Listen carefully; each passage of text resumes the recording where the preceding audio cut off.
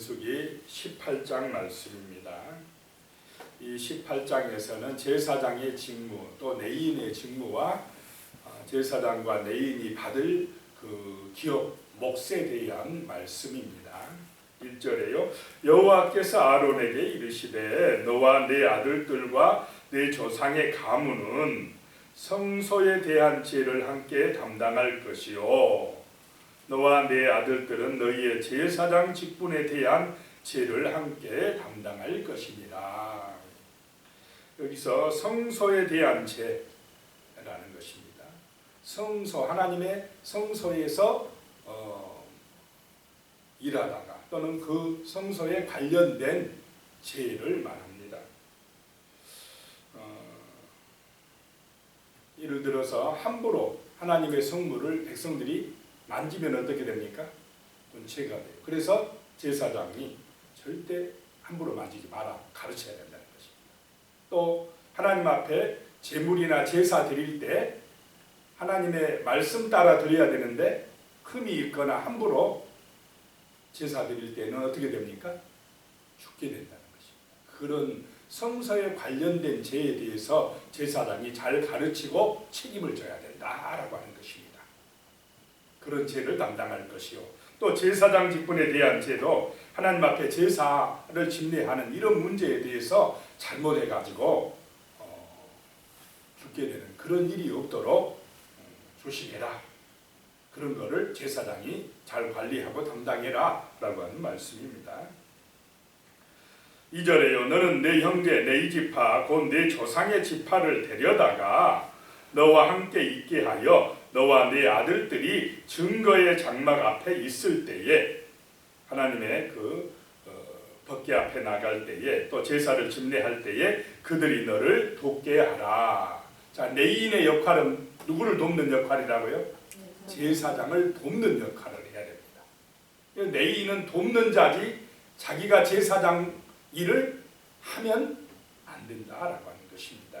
그래서 제사장 역할이 있고 레위인의 역할이 있고 또 백성들의 역할이 있고 그 영역을 함부로 벗어나면 안 되는 것이다 라고 말씀하고 있습니다. 3절에요. 레위인은 내 직무와 장막의 모든 직무를 지키려니와 성소의 기구와 제단에는 가까이 하지 못하리니 두렵건대 그들과 너희가 죽을까 하노라. 레위인이 제사장을 돕지만은 그 성물에 함부로 손을 대면 레위인은 죽는다. 그래서 그런 거에는 함부로 손대면 안 된다라고 하는 것입니다. 레위인들이 옮길 때도 먼저 누가 다 그걸 쌓아야 됩니까? 제사장들이 다 쌓아놓고 짊어지고 가야 돼. 손을 대면 안 된다라고 하는 것입니다. 이 직무 이탈하면 안 된다라고 하는 것입니다. 4절에요.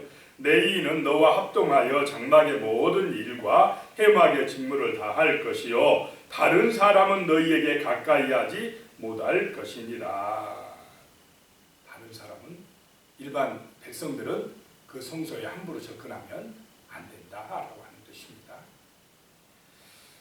자, 5절에 보면 이와 같이 너희는 성소의 직무와 제단의 직무를 다하라. 그리하면 여호와의 진노가 다시는 이스라엘 자손에게 미치지 아니하리라. 자, 하나님의 성소에서 이 제사의 직무,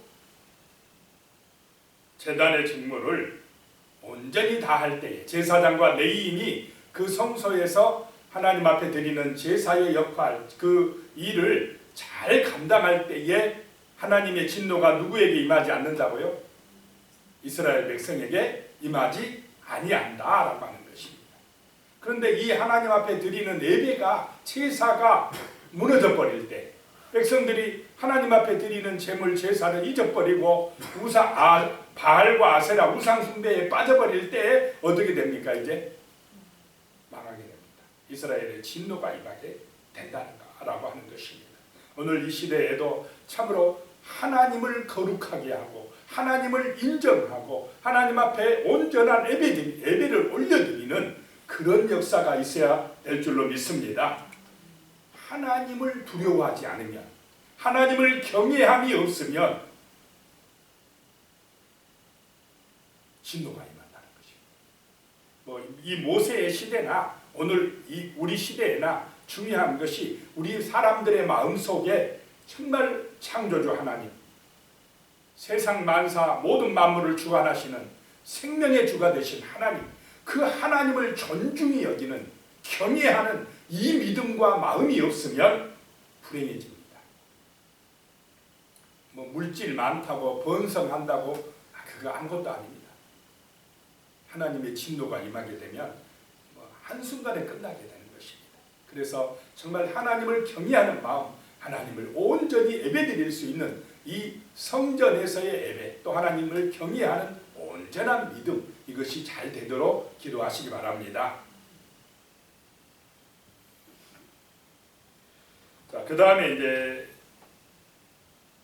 보면요, 8절에 보면 여호와께서 또 아론에게 이르시되 보라, 내가 내 거제물을 이렇게 들어서 하나님 앞에 올려드린 제물이라고 그랬습니다. 거제물 곧 이스라엘 자손이 거룩하게 한 모든 헌물을 내가 주관하게 하고 내가 기름 부음을 받았음으로 말미암아 그것을 너와 네 아들들에게 영구한 몫의 음식을 주노라. 제사장이 받아야 될 몫에 대한 말씀입니다. 거제물, 헌물, 이스라엘 백성들이 하나님 앞에 드린 것은 누구에게 주라고요? 제사장에게 주라라고 하는 말씀입니다. 9절에도요, 지성물 중에 불사르지 아니한 것은 내 것이라. 그들이 내게 드리는 모든 헌물의 모든 소제와 속죄제와 속건 제물은 다 지극히 거룩한즉 너와 네 아들들에게 돌리리니, 제사장에게 돌리리니라고 말씀하고 있습니다.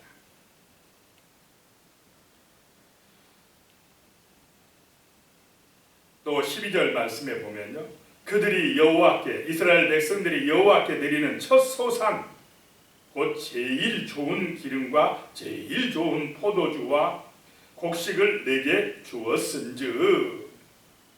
자, 백성들이 하나님 앞에 제물을, 첫 소산을 가져올 때에 좋은 것 가져오겠습니까? 안 좋은 것 가져오겠습니까? 흠이 있거나 보잘것없는 거, 별로 안 좋은 것 갖다 하나님 앞에 바치겠습니까?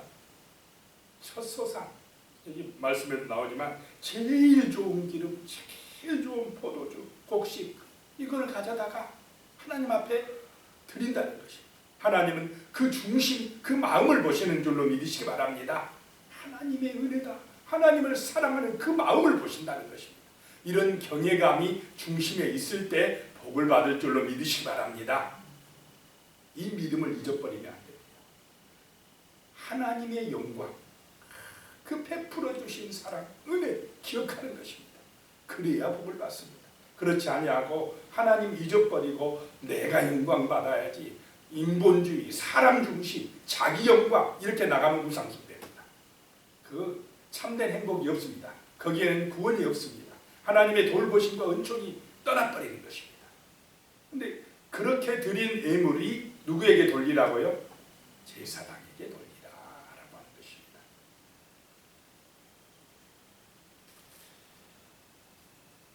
그 다음에 15절에 가면 여호와께 드리는 모든 생물에 처음 나는 것은 사람이나 짐승이나 다 내 것이로되.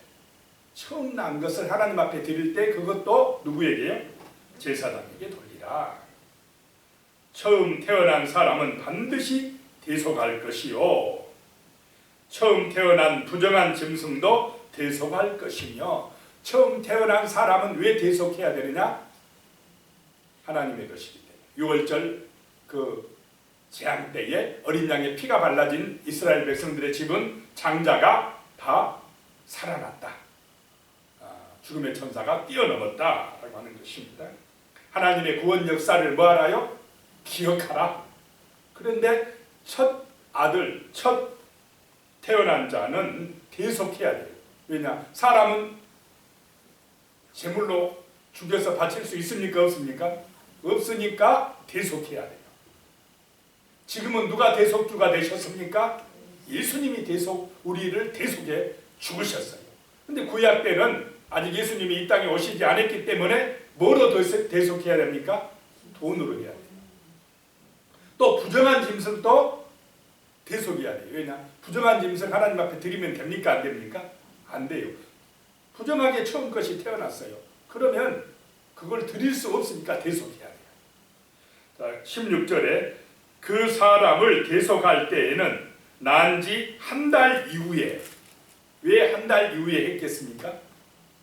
한 달 전에 혹시 죽을 수가 있어요. 그래서 일단 한 달 지난 다음에 내가 정한 대로 성소의 세겔을 따라 은 5세겔로 대속하라. 한 세겔은 20게라 이니라. 자, 은 5세겔. 한 세겔이 얼마냐? 성인 노동자 4일 품삯. 한 세겔이. 그럼 5세겔이면 뭐 곱하면 되겠죠.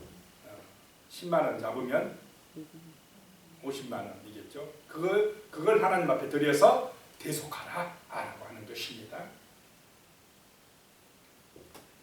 그런데 17절에 오직 처음 태어난 소나 처음 태어난 양이나 처음 태어난 염소는 대속하지 말지니, 부정 안 하면 대속하지 말지니 그것들은 거룩한즉 그 피는 제단에 뿌리고 그 기름은 불살라 여호와께 향기로운 화제로 드릴 것이며, 이런 것들의 첫 새끼는 하나님 앞에 바쳐서 제물로 드리라는 것입니다. 이건 대속이 안 된다라고 하는 것입니다. 18절에 그 고기는 내게 돌릴지, 내게가 누굽니까? 제사장에게 돌릴지니 흔든 가슴과 오른쪽 넓적다리 같이 내게 돌릴 것이니라. 그 바쳐진 고기의 제물은 제사장에게 돌리라라고 하는 말씀입니다. 그것이 제사장의 몫이다. 19절 마지막 부분에 보면 그것이 영원한 소금의 언약이니라. 소금 언약이다. 소금은 잘 변합니까? 안 변합니까? 안 변한다. 당시에 소금은 아주 귀했답니다. 그래서 소금 언약입니다. 영원히 이것이 너희 몫이 되도록 그렇게 언약을 주노라라고 하는 것입니다. 그 다음에 21절에 가면요, 내가 이스라엘의 11조를 내 자손에게 기업으로 다 주어서 그들이 하는 일, 곧 회막에서 하는 일을 감나니 그랬습니다. 이스라엘 백성이 내는 11조를 누구에게 준다고요? 내 자손에게 준다라고 하는 것입니다. 내 지파는 그 땅을 분배받지 않았습니다. 내 지파의 기업은 그래서 뭐냐? 하나님이 기업이 되고 이스라엘 백성들이 내는 11조를 내 지파에게 주어서 생활하게 하라라고 하는 말씀입니다. 22절에요. 이후로는 이스라엘 자손이 회막에 가까이 하지 말 것이라 죗값으로 죽을까 하노라. 레위인이 대신한다는 것입니다. 제사장과 레위인이. 자, 23절에 그러나 레위인은 회막에서 봉사하며 자기들의 죄를 담당할 것이요 이스라엘 자손 중에는 기업이 없을 것이니 이는 너희 대대의 영원한 율례라 라고 말씀하고 있습니다. 그리고 26절에요. 너는 레위인에게 말하여 그에게 이르라. 내가 이스라엘 자손에게 받아 너희에게 기업으로 준 11조를 너희가 그들에게 받을 때에 그 11조의 11조를 거제로 여호와께 드릴 것이니라.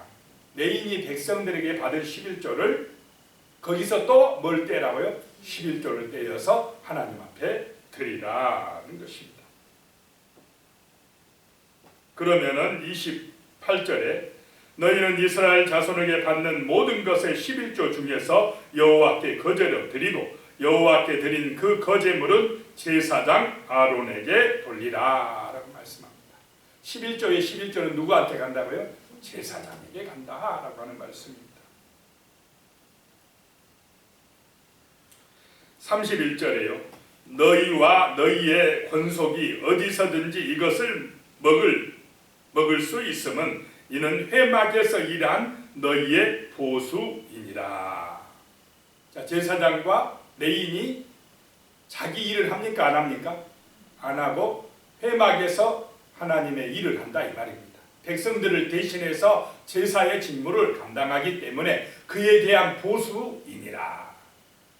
그 대가가 하나님의 성전에 바쳐진 11조를 비롯해서 성물이다 라고 하는 말씀입니다. 기도드리겠습니다. 하나님 아버지, 오늘 귀한 말씀을 통해서 제사장과 레위인의 역할, 또 레위인이 받을 기업에 대해서 보았습니다. 하나님의 성소가 하나님의 성전에서 드려지는 거룩한 예배가 온전히 드려질 때에 이스라엘 백성에게 복이 온 것처럼 오늘 이 시대에도 정말로 하나님, 이 땅에 있는 백성들이, 특별히 하나님의 백성들이 하나님을 경외할 수 있도록 도와주시옵소서. 정말 말씀을 통해서, 예배를 통해서 살아계신 하나님, 능력의 하나님, 창조주 하나님을 경외하는 믿음을 주시옵소서. 진심으로 하나님을 경외하며 온전한 예배를 드릴 때에 하나님의 은혜가 임하고 복이 임할 줄로 믿습니다. 하나님, 우리 모든 성도님들의 마음속에 이런 정말 살아계신 하나님을 경외하는 마음을 주시고 믿음을 주시고 사모함을 주시고 성전에 나와서 거룩한 예배 올려드리는 복된 주일 되게 하여 주시옵소서. 그리함으로 하나님이 주시는 은총을 받아 누릴 수 있도록, 하나님이 주시는 놀라운 복을 받아 누리는 우리 거룩한 백성들, 우리 하나님의 백성들 다 될 수 있도록 아버지여 복을 내려 주시옵소서. 예수님의 이름으로 기도드리옵나이다. 아멘.